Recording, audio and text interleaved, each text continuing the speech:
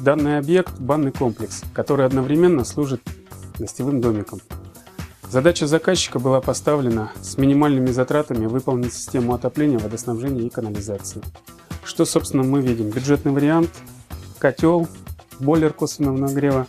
У котла существует трехходовой клапан, который переключается на отопление либо на нагрев горячего водоснабжения.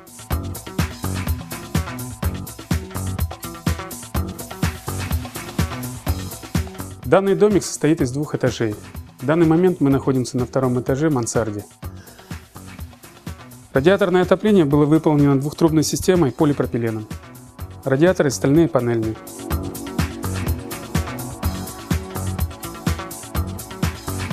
Вот по этому комнатному термостату происходит управление системой отопления. Как правило, он ставится в основном помещении, в данном случае в гостиной, в комнате отдыха. Сейчас мы находимся в парилке. В парилку мы тоже установили радиатор для того, чтобы в случае необходимости в течение получаса у нас парилка была уже нагрета.